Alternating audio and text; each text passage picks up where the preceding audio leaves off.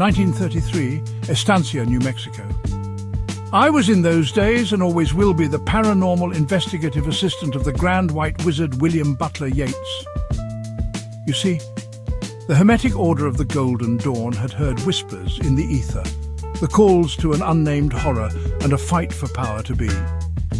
We arrived at the home dressed in Celtic wizard garbs and armed with photographic cameras and a slew of high-voltage equipment.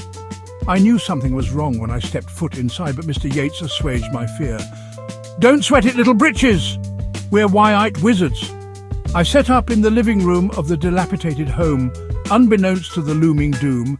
While Yeats incanted from his tome of good magic, I observed the crumbling steps, collapsing ceiling, and the hole in the floor.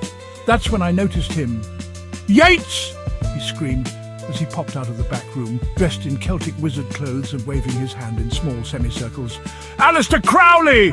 Yeats shouted. "Quick, take cover behind me!"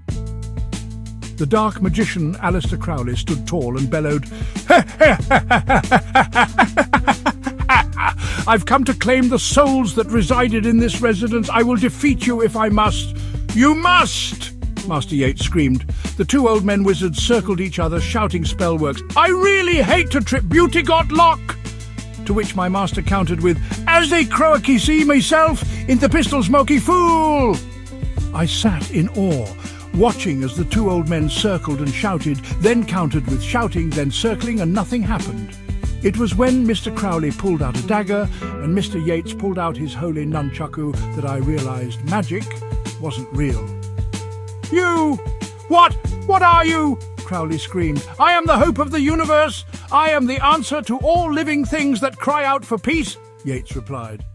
In all honesty, their fight was an embarrassing affair, and all the while the old man brawled, I photographed ectoplasm dripping from the walls, and a rather fat-looking ghost in a dang old Mega Man helmet smashing the table I set all of our equipment on.